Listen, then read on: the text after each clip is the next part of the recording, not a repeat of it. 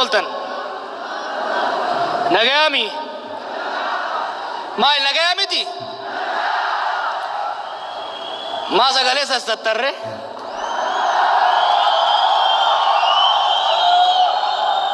Indandano sojani o emmen jarremi. Henku bo sojani isan ku bibnami. Dua masa galesa sanare.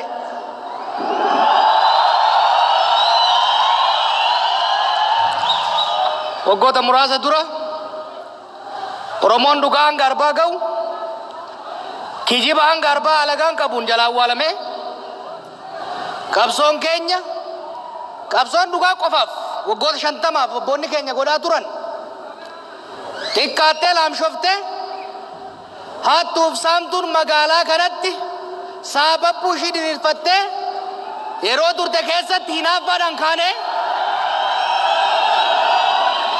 nu saamuun hanqatee nu ajjeesuun hanqatee aadaa teenya haaluun hanqatee guddaa keenya xiqqeessuun hanqatee nuti Oromoodha jechuun isaan marachuu eegallaan daran maraachina jennee I am Oromo first jennee kaane.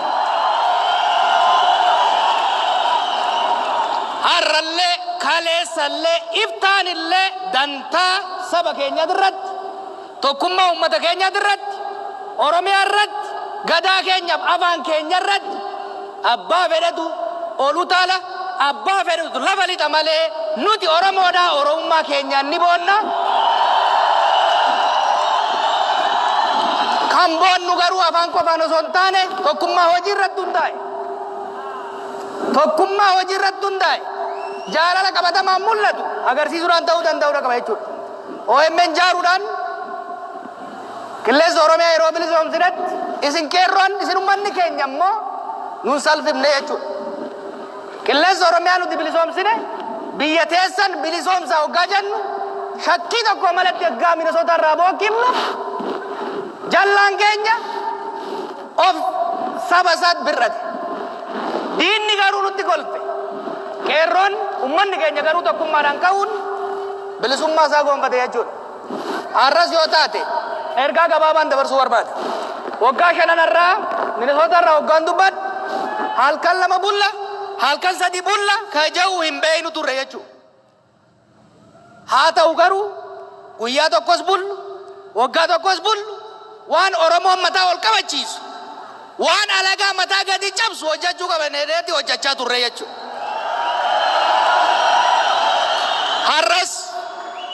Har'as boru lubbuun jirraaf hin jirru hin beeynu.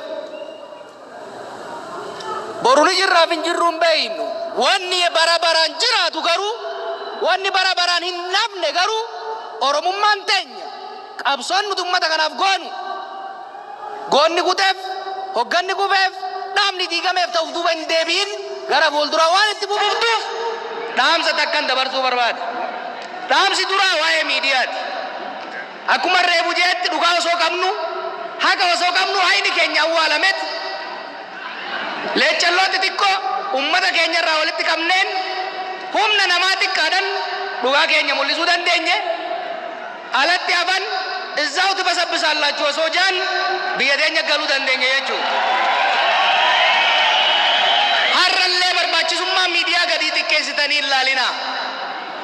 Bara kana keessatti bara teknoolojii kana keessatti bara globalizationii kana keessatti ciminni miidiyaa dhugaa qabaatan qofa osoo hin ta'in dhugaa ofiisan bifa teknoolojiitiin bifa tarsiima masakameen geessuun barbaachisaadha.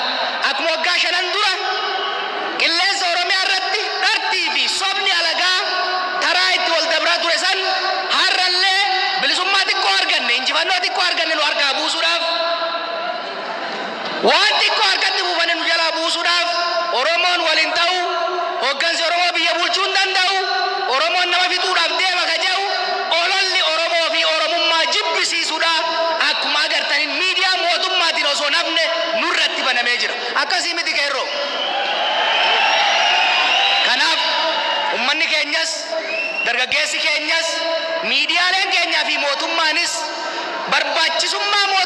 barbaachisummaa miidiyaa gadi laaffisanii ilaaluun osoo hin taane miidiyaan wayyaanee gurguddoo sanii'uu kan lafaan dha'e ta'uu beekuudhaan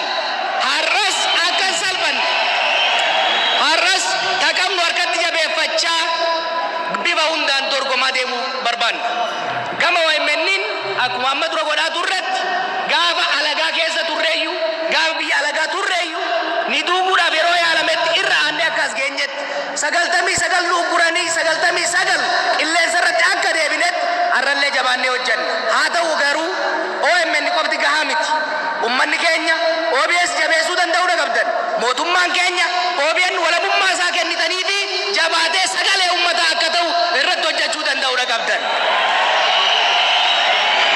Mootummaan biyyanaa mootummaa federaalaa waan ta'e sirna federaalizimii utubuun wabii biyya kanaatiif saba keenyaatiif barbaachisaa waan ta'eef miidiyaaleen harka mootummaa jiran ilaalcha farra mootummaatiif farra sirna federaalizimii biyya kanaa dabarsan irraa akka ufuguran waan tokkummaaf nagaa ummataa ol guddisu irratti akka fuulleffatan bulchiinsarra hamma gaazexeessatti keessa laalanii irratti hojjetuu qaban jedheetiin abdadha.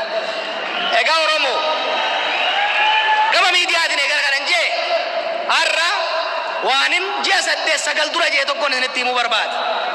Bara Oromoon baay'ee mirkaane sanitti bara injifannoon nu mirkaansee nu macheesse sanitti isinitti wayi waachaan ture. Isinitti wayi waachaan ture. Dhiichisan baay'isinaa dhiitamuutu dhufa. Utaalchoo hin baay'isinaa kufuutu dhufa jechaatin ture. Arras yoo kataatu taate gamana laala wal ilaala wal hubadha. Dhaabbileen siyaasaa keenya qabsoon bilisummaadhaa goonu sadarkaa kanarra geessee jirti. Haa taatu garuu qabsoo aangootiif jecha waldhaansoo aangootiif wal dhidhiibbaa kursii reefu harka teenya gatte geesse tana wal jidduutti hin cabsinaan jedha. Kana jabsee himuun barbaada. Qeerroof qarree wanni ani isin gaafadhu wanni ani isin gorsu akkuma reefu jeetti dhaamsa tokkoon isin dabarsuu barbaada. Qabsoo kana keessatti injifannoon har'a xixiqqoo mul'atu tun boru dhabamuu dandeessi. Takkaa'uu jallina keenyaaf laafina keenyan takkaa'uu shira diinatiin. Jallaa keenya diriirfachaa kararratti wal deebisaa yoo kan hin deemne taate yoo wal hin dhaggeeffanne taate wal tuffachuu fi wal dhidhiibuun jabaachaa yoo ka deemtu taate alagaan nutti kolfa jechuudha. Ummanni keenya abdii nutti kuta. Kanaaf kanarraa of eeguudhaan cimnee deemuu danda'uu qabna. Qeerroo wardiyyaa sirna ce'umsaa kanaa isini. Qabsoo gara fuulduraa goonuu keessatti aggaamii sirna federaalizimii kana diiguudhaaf godhamaa jiru. Shira Oromummaas taatee mirga sabaaf sablammoonni ofiin bulchuudhaaf qabsoo waggaa 50 keessatti goonfatan kana xureessuudhaaf godhamu. Gama miidiyaatiinis gara qabsoo dachirraatiinis gara beekumsa maddisiisuudhaanis dura yoo kan hin dhaabanne taate sirni federaalizimii kun ololaan hamileen ummataa bu'ee waardiyyaa ta'uun keenya hafee sirni federaalizimii kun gaara miidhamutti yoo ka deemu taate Oromiyaafis Itoophiyaafis balaa hamaa waan ta'uuf sirna federaalizimii kana tiksuu irratti tokkummaadhaan dhaabbachuun barbaachisaa irratti fakkaata. Kanumaan wal qabatee biituun biyya sabaaf sablammootaati. Kan qabsoomne jibba sabaatiif miti. Kan qabsoomne nuti dhiitamne ormi nurratti fincilu ormi nurratti tuulamu nuti saamamaa kan biraa quufu nuti beelaa kan biraa deeqqafachuudha dinne malee sabaaf sablammii wajjin buluu hin dinne nuti. Kanaaf qeerroo duula maqaa balleessuudhaaf godhamu sabaaf sablammoota irratti godhamu dura dhaabbachuudhaan saboota jaalachuudhaan saboota ofitti qabuudhaan saboota ofitti hammachuudhaan garummoo ormaa jecha dantaa keenya dabarsinee eenyummaa keenya gurgurannee osoo hin ta'in of kabanyee ormas kabanyee waliin jiraachuu irratti hojjechuudha qabna. Hawaasa keenya OMN daawwatuuf deeggartoota keenyaaf kan biyya alaatiif biyya keessa jirtan hundaaf baga waggaa 5ffaa isiniin ga'e jechaa qabsoo kana keessatti yeroo minootaa turetti yeroo qabsoo hundaa hedduu godhaa turre sanitti ummanni keenya biyya alaatiif biyya keessa jirtan tumsa nuu gootaniif hedduu galatooma. Nama tokko garuu maqaa dha'uun barbaada. Yeroo gaazexeessitoonni hedduun rafanitti yeroodhaan kophaa kiyya biiroo kiyya rafutti jaalannee gammadaa biyoo irraa takka hin rafne turte jechuudha. Nama haa kanarraayis qabu ummata kanarraayis qabu qabsoo waggoota 4 kana keessatti gaazexeessitoota hunda caalaa halkanii guyyaa dhugaan Oromoo dhokatee akka hin hafne dhiigni qeerroo jigee akka hin hafne dhugaan saba keenyaatiif biyya kanaa ifatti akka ba'u warra godhu keessaa tokko waan taateef hedduu tarreessuu osoo hin danda'u immoo isii maqaa dha'uun dirqama nama ta'eefi isii naa galateeffadha. Gara fuulduraas jabaannee waliin dalayna gara OMN'n dhugaa Oromoo karaa dhugaatiin bakka dhugaan jirtuuf akka isiin jirtutti baasuu itti fufna. Warri dandeettan nu deeggara, warri dandeenye du'aa inuu godhaa, warri kararra jirtan kararraa nu goran jaa injifannoon arras borus uummata keenyaaf.